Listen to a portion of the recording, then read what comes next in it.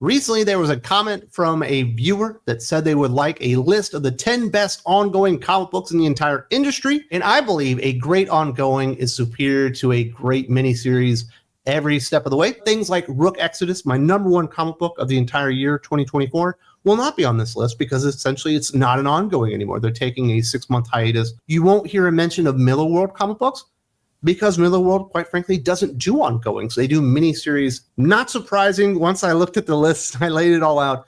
It's predominantly indie comic books because I do think that's where the vast majority of the quality in the comic book industry itself is.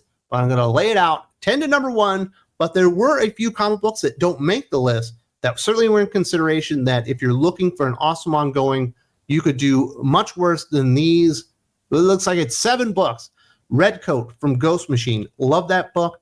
Brian Hitch, Jeff Johns, really good book. TMNT, I don't love exactly everything that Jason Aaron's doing, but the art's been good. The Juan Frey art from the last issue was even better. And I do think there's some potential there. I've really liked Superman from Josh Williamson. Dan Moore recently became the artist on that book, and I think it's really elevated it. But Superman's a lot of fun right now. Geiger, another Ghost Machine book with Jeff Johns, and that one is Gary Frank. Really cool series. Doesn't move at the pace that I personally would like, but I still really enjoy it, but not quite good enough to make the top 10. The Sacrificers from Rick Remender is a really cool, interesting kind of fantasy series where you have the little people fighting against the gods and all that kind of stuff. A newer series that's out there, The New Gods from Ram V. I think Evan Cagle is the artist. I think there's a lot of potential there. And the final book that doesn't quite make the list is Absolute Batman from Scott Snyder and Nick Dragotta. We did have one horrifying issue where Nick Dragotta wasn't the artist and it just looked like absolute dog shit. But otherwise, it looks really cool. I don't take the book seriously. It's big, dumb, stupid Batman in this big, dumb, stupid world. But it's got some energy to it and it's kind of fun. Now, as far as what almost made the top 10, number 11 is probably Superman. It was so close, but in the end, I had to go with Ultimate Spider-Man, Jonathan Hickman, Marco Cicchetto for my number 10 ongoing book. I absolutely love Spider-Man. Spider-Man with Mary Jane and children certainly intrigues me. I've been enjoying this book when Marco Cicchetto is actually allowed to illustrate Spider-Man. It looks so much better. And really the differentiating factor between Ultimate Spider-Man and Superman, which I believe comes in at like number 11, on the whole, and week to week, month to month, however you want to say it, Superman, I believe, is actually the better book. But when Ultimate Spider-Man actually hits and Spider-Man shows up and he's fighting crime and you get to see that awesome Marco Cicchetto art on Spider-Man, I believe it's a notch above. There's a lot of cool stuff going on here. I'm not loving the Ultimate Universe, but Ultimate Spider-Man is easily the standout there. I wish we would get a little bit less of J. Jonah Jameson and Ben, or an Uncle Ben, and a little bit more Spider-Man, but I do like the family dynamics. I think it's a lot of fun. We are getting a lot of fill-in artists from David Messina, but even his art is really starting to glow on me. We're starting to merge. I'm starting to like it. Imprint, that's what I was looking for from Twilight. So I think Ultimate Spider-Man, while not as great as I had hoped it would be, is still a very satisfying book that can be amongst the best when it's really on its A game. Coming in at number 9, Hyde Street, Jeff Johns writing, Ivan Reis on art, another Ghost Machine book. And in my opinion, at this point, the second best Ghost Machine book behind Rook Exodus with Jeff Johns and Jason Fabok. Hyde Street has only had, I believe, 5 issues thus far. The last issue was actually like a Christmas special that came out a month late, but it looks so freaking good. I'd forgotten just how amazing Ivan Reis really can be as an ongoing artist. And I like the concept behind Hyde Street where you have these people that did not live good lives that are having to pay their penance by being, I think they're called residents on Hyde Street and basically claiming souls. I'm assuming it's for the devil, but I guess it could be for another entity out there. And basically they all have like wrestling gimmicks. Like one kid's gimmick is that he's like a Boy Scout. Another man's gimmick is that he's Mr. X-Ray because he made like tchotchkes. And there's another one's gimmick is like the Monster Matinee and he's like Frankenstein. And depending on which one of these residents you come into contact with is the type of scare and the tactics that they use to reclaim your soul and send it to the abyss and hell and all that kind of stuff. Really interesting things going on there. The number 1 and 2 characters are Pranky and Mr. X-Ray, obviously the Boy Scout and the guy with the X-ray glasses. but I love the concept behind it. I think the execution is great, and the Ivan Reis art really does put that series over the top. Absolutely loving me some Hyde Street. Coming in at number 8, G.I. Joe, A Real American Hero. Larry Hama writing, Chris Mooneyham on art. There for quite a while, Larry Hama felt like he was just kind of going through the motions of writing G.I. Joe. Certainly they had been doing Real American Hero at IDW, but the quality had really decreased dramatically, and they weren't putting good artists on it. And it feels like now that G.I. Joe has moved over to Skybound with the Hasbro license, they brought back A Real American Hero. I think it issued 301, 299. I'm not really sure. But Larry Hama came back. They put Chris Mooneyham on it. And Larry Hama is literally firing on all cylinders. And he just is continuing the stuff that he was doing at IDW, which is obviously a continuation of the stuff that happened at, what is it, like Devil's Due and all the other imprints that have had it in the past, starting out with Marvel. And it is so freaking good. Larry Hama has still got it. The last issue, we got this awesome fight between Destro and Cobra Commander and like a new battle armor and everything. And it was just this enormous payoff to almost a year's worth of storytelling. And when Chris Mooneyham was on this book, and he's not on every issue, he's basically, he'll do 4 issues and then a new artist comes in. But when Chris Mooneyham is on it, it's amongst the best illustrated comic books in the entire industry. G.I. Joe, A Real American Hero, return to form for Larry Hama. There's a reason the man is a legend. If you don't believe me, go check that one out. I know a lot of people will be like, but I didn't read the first 300 issues of that. You didn't read the first 300 issues of Spider-Man either. You didn't read the first 300 issues of freaking Superman, but you caught on. You can jump into this book and get exactly what's going on. You understand the characters. There might be some things that you don't quite get, but it is fully explained through the process of storytelling by Larry Hama, and that is not a good excuse. Trust me, you will be able to pick it up. Everything will be made abundantly clear throughout the life of the story in that one. Coming in at number 7, something relatively new, Batman and Robin, Philip Kennedy Johnson, Javi Fernandez. Batman and Robin obviously is not a new concept or a new series because there was a Batman and Robin from Josh Williamson. Philip Kennedy Johnson came in at the end of 2024 and replaced him, and they brought in Javi Fernandez to be the artist. And I didn't know what to expect on this book. You know, Philip Kennedy Johnson is much more known for like lore building, and certainly you get some really cool character moments, but he's really into building up the infrastructure and how these things came to be and kind of piecing it together for big finales like this. We are literally getting some of the best character work in the history of Damian Wayne as Robin in this book. I don't know why Philip Kennedy Johnson feels so inclined to really get at a character like this because he hasn't really done it in the past. Certainly he's still building up some lore of the past and everything, but the relationship dynamics and the confrontation going on between Bruce and Damian as Damian's kind of rethinking his life. You know, I was raised by the League of Shadows. You know, I've got the legacy, the dragon holding over me. Now I'm in the Batman family. Now I'm a vigilante, part of the Batman family. Maybe I don't want to do this forever. Maybe I'd like to be a kid. Maybe I could be a doctor like my grandfather. You know, I don't have to be like Ra's al Ghul. Maybe I could actually be like Thomas Wayne, and it has caused a lot of friction between Bruce Wayne and Damian Wayne, and it's some of the best character growth and progression that we've ever got out of Damian Wayne. Javi Fernandez art, while not my favorite, still pretty darn good, and I enjoy the way it looks, and I am over the moon surprised about how good Batman and Robin is. It's not the best series at DC, in my opinion, but it's the second best series, and it's quickly overtaken Superman, and I'm just shocked because I did not think we would ever get a book quite like this from Philip Kennedy Johnson. It's just not really who he is as a writer. But definitely check out Batman and Robin. It has gotten so much better since Josh Williamson left the book. I don't think he ever really had any idea what he wanted to do, and it was kind of apparent in what they played out there. Coming up at number 6, we've got Flash Gordon by Jeremy Adams and Will Conrad. I am personally a huge fan of Jeremy Adams. I've been singing his praises from the rafters, first starting out with Flash, and then we got Flashpoint Beyond, and then we got Green Lantern, and then he did the Flash, the Jay Garrick series, and it feels like every single thing this guy touches turns to gold. It has been no different with Flash Gordon. I don't really remember reading a lot of the pulpy stuff or any of that stuff with Flash Gordon. I remember the movie with the really hilarious like Queen soundtrack and the over the topness of Ming and all that stuff. And the movie's fine.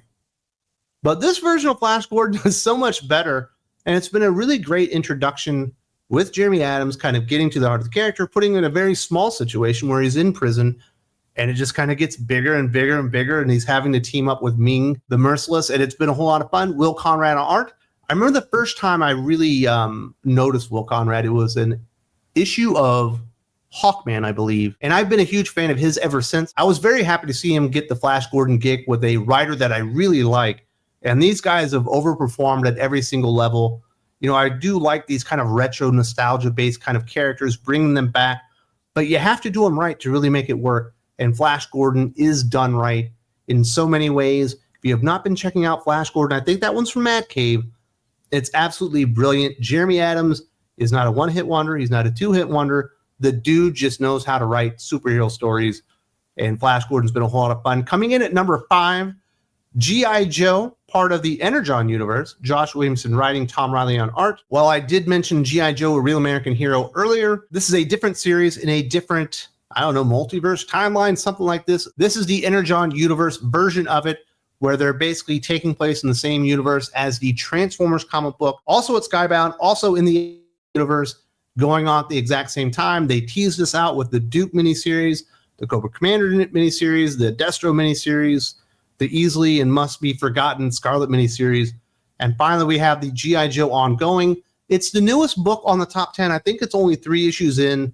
Tom Riley on art. I've seen a lot of people talk massive amounts of crap on Tom Riley's art, and I just don't get it whatsoever. I think Tom Riley and Jordi Belair are probably the biggest selling point of the book. It looks so retro with the way that it's illustrated and the way that it's colored. Everything really pops out there. And sometimes, yes, there are some outline like colors on there that make it look like it was supposed to be 3D or something like that. But those effects are meant to make it look like, you know, it's old school, like where it was colored with a marker and all that kind of stuff. And I think the book looks beautiful, but it also reads really good.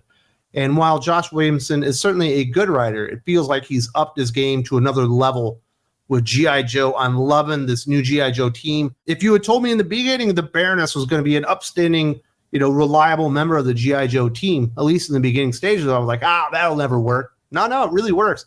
I freaking love her. She's got one of the best kind of story arcs that's going on there right now. And the fact that Duke really literally witnessed an enormous Decepticon squish his friend and murder him, and everyone told him that it didn't happen, and now he's really fucking pissed off. It's been really cool. Enjoying that series so much. I had very high expectations coming into G.I. Joe from Josh Williamson because of the Duke miniseries, because of the Cobra Commander miniseries, and I would say it's really met or exceeded those expectations. Definitely one of the best, most enjoyable ongoing comic books in the entire industry. Once again, Skybound, Energon Universe, Image really doing a lot of good stuff there. Next up, we've got Space Ghost, David Pepos, Jonathan Lau. I never knew that I was a Space Ghost fan. I only knew him from Space Ghost Coast to Coast. I didn't realize he was like the outer space Batman with a couple of Robins in the form of Jason Jan. Heck, you might even throw Blip on there. He is like a super smart monkey that's part of the family.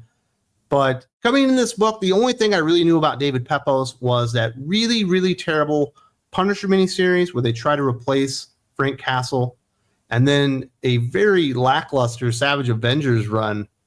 And that's the only thing that I've ever known that he's done. So I expected this to be bad, and it's not. It's absolutely fantastic. It is a throwback in every sense of the word to the best times, you know, in comic book superhero storytelling, you know, where Space Ghost is kind of dark and brooding, but he has to show a different side of him. And we've actually seen Space Ghost fail or lose like 3 times already. You know, heroes are okay to lose. It's actually okay to overcome some obstacles. It's okay to see Space Ghost make a decision and see it impact a child that's with him. In this case, I believe it was Jace. And then the Space Ghost be like, oh my goodness, I can't believe I put this kid in a position to have to do that. This is all my fault, and feeling this enormous amount of guilt, you know, and seeing the two finally come back together and, you know, and kind of consoling each other and forgiving each other has been a whole lot of fun. The Jonathan Lau art is out of this world, so good. And, you know, Dynamite normally doesn't do stuff like this. Dynamite does TNA covers, basically. They don't ever care really what's between the front cover and the back cover. But Space Ghost is quite honestly, fantastic. If you're looking for awesome true blue superhero storytelling, go check out Space Ghost. I guarantee you, you will freaking love it. It is absolutely bananas how good that book is. Getting into the top 3, we've got Conan the Barbarian, Jim Zub, Roberto de la Torre at number 3. I love Conan the Barbarian. He's one of my favorite characters of all time. Continue to love him to this day. One of my children may be named after Conan the Barbarian himself. The license moved from Marvel Comics over to Titan. Titan, basically an unknown at the time. And boy, did they make the right move in hiring Jim Zub. Jim Zub clearly has an enormous affinity for Robert E. Howard, the Conan the Barbarian universe, the Hyborian Age, the Cimmerians, and all that kind of stuff. Because it feels like, while these are mostly original tales, it feels like they are from the pen of Robert E. Howard himself. And I don't believe there's a greater compliment I could pay Jim Zub. And the art itself, especially when Roberto de la Torre does it. There is a backup artist. Doug Braithwaite, I think, comes in for every other story art. But the Roberto de la Torre art, I will put it up there with Barry Windsor Smith. I will put the Roberto de la Torre Conan the Barbarian art up against the greatest Conan artist of all time. I'll put it up against Barry Windsor Smith. I'll put it up against John Buscema and some of those awesome artists out there that have worked on Conan the Barbarian in the past. It looks like it is, quite frankly, one of the best, if not the best, illustrated comic books in the entire industry. Some people might like a linear story. If you like linear stories, you might not like Conan the Barbarian because essentially they jump around in time frames, just like Robert E. Howard himself has done in the past, where he was King Conan, and then he's a slave Conan, and then he's kind of on a ship Conan, and doing all those type of things. But Conan the Barbarian, just as far as quality, has been stellar from the very first issue all to the last issue that we've read. And I'm loving this series as a huge Conan the Barbarian fan. Thank you very much to Jim Zub and Titan Comics Biz. You guys get it. And I know we're getting another Conan kind of a event in 2025. So I'm going to be very excited about that. Conan continues to be amongst the best comic books in the entire industry. And definitely, if you get a chance, go check out that Roberto de la Torre art. I think it will sell you on the book. At number 2, we do have Daniel Warren Johnson, Jorge Corona on Transformers. I've been loving this Transformers series. And, the entire Energon universe is kind of weird because it's not really based on comic books. There's a Transformers comics and there's a G.I. Joe comics. But then there's also a continuity that happened in cartoons, and this is clearly lifting from the cartoon continuity and taking it in new directions. And Daniel Warren Johnson, who I think is probably the best writer illustrator of his generation, of the generation that we're in right now. And he does have a Wolverine story coming up as a backup in Marvel Comics Wolverine series, has absolutely nailed every step of the way of Transformers. Like, introducing this new version of Transformers has been reinvigorating. I loved his initial art coming out there. Obviously, I think he only lasted 6 issues as the artist. Jorge Corona came in and followed him up. But we will be getting a new writer on this before the end of the year, because Daniel Warren Johnson's last issue of Transformers writing, it will be 24. But I have really enjoyed what he's done here. The only thing I would take exception with, if you are a Bumblebee fan, you're probably not going to like this version of Transformers. I remember that first issue where Starscream literally shoots Bumblebee in the face. And I was like, oh, they're just putting him on the sideline for a big Bumblebee return as a big hero later on. Apparently not. No, he's fucking dead. But they're really starting to get some of the later generation Transformers out of the way. Obviously, we've had a lot of Generation 1 stuff going on there. But the weird Starscream Hiss Tank hybrid thing going on there. We've had Soundwave all over the place. We've had, obviously, Optimus Prime, Ratchet, Cliff Jumper. We got Transformers on Cybertron. We got Transformers going across the United States. We got Transformers here and there, and they are starting to weave in a lot of the G.I. Joe stuff. And we also have Transformers and Void Rivals. I guess I forgot to mention that. And they've really done an amazing job kind of connecting all this stuff. And we did, and I didn't spoil it when we talked about the last issue of Transformers that we recommended. We did see, finally, Megatron has returned. And how cool is Optimus Prime with Megatron's cannon arm been as well? So this Transformers series, just as a fan service book, is really awesome, but also just as a Transformers book is awesome. There are so many different levels that you can enjoy Transformers. We'll see if it continues past the year, because we are getting a new writer. And obviously it's going to be very difficult to replace someone like a Daniel Warren Johnson. hopefully they're able to do that. But Transformers has been awesome every step of the way. But I think there's one book out there, just as far as ongoing comic books, that I think is even better than Skybound Energon Transformers, which is awesome. And that is Green Lantern from Jeremy Adams and Xermanico. Jeremy Adams was unceremoniously removed from Flash. He wasn't even supposed to be writing this book. I don't know if you remember this, but when they initially announced Green Lantern, it was Mariko Tamaki writing Green Lantern. Something happened, and basically at the last second, they asked Jeremy Adams to take the book. He wasn't going to have any new work at DC Comics. And by happenstance, he got this one, and he has nailed it every step of the way. And it's really elevating the artist, Xermanico, as well. And I think he's done a really great job. His art has improved every step of the way. I'm a huge Green Lantern fan, so I will admit I'm probably a little bit biased on this one. But Green Lantern, done right, might be the coolest thing in the entire DC universe. The only thing, in my humble opinion, that comes close to it is either Superman or Nightwing done right. And Superman's been pretty darn good, and I'm enjoying Superman, but I think Green Lantern is so much better right now. They build up to the big Green Lantern Civil War thing. Now we've got the Fractured Lanterns. He's even making the Sorrow Lantern kind of work at this point. And I think Jeremy Adams took the broken pieces that was the Green Lantern lore and universe that Jeff Thorne had basically thrown on the ground and stopped into a million pieces.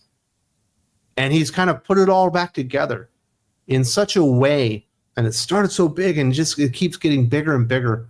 And I absolutely love it in this last issue, which I think is probably the weakest issue of Green Lantern. And I don't hold that against it. There was one real highlight. I love the relationship that he's really built up between Hal Jordan and Carol Ferris. I think it really, really works. You know, did they need to be screwing on the couch? Maybe not. But hey, they love each other. How could they stop each other from doing that? And he's slowly gotten it so big, and it feels like it must be pretty darn popular because now he's got a Green Lantern core book coming out with Fernando Passarin as the artist on that book. Fernando Passarin is the one that illustrated Green Lantern 19 this past week. And he's also got an Aquaman ongoing book. None of that stuff would have happened if they just stuck with Mariko Tamaki. Why would they ever have put Mariko Tamaki on a fucking Green Lantern book? But good thing that happened because we got the Green Lantern series we all deserved because we had to go through so many bad years of Green Lantern. Do you remember the Grant Morrison Green Lantern? That book fucking sucked, despite Liam Sharp making it look absolutely amazing. The Jeff Thorne Green Lantern series was a kick in the balls to every Green Lantern fan out there. And finally, we have somebody that's operating on a level of a Jeff Johns Green Lantern, on a level of a Robert Venditti Green Lantern. And I am loving it every step of the way. And in my opinion, I think it's the best ongoing series in comic books today. Definitely check it out. We're on issue 19. If you do need to go check out and catch up on it, though, I will warn you, there are a couple of like specials that were put out that you'll need to check out as well. There's actually been, I think, 21 issues, but 2 of them were specials. You'll need to read those as well. But fantastic stuff. Job well done.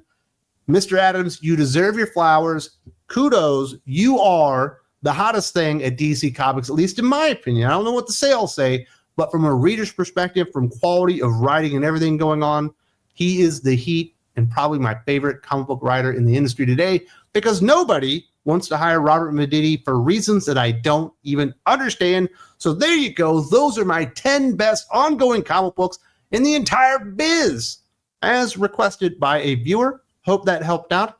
If you want awesome stuff like this and you would like to support the team and the mission here on Think Critical YouTube, I do want to invite you to come visit me on the Patreon. There's a link in the video description. You come over, you find the right tier for you, you become a member of the Think Critical family, you get a superhero name, you get a city to protect, you get a shout out on the Comics Aficionados, and you get to be a part of the family. What could be better than that to help us push our mission forward here on Think Critical YouTube? Hope to see you there very soon.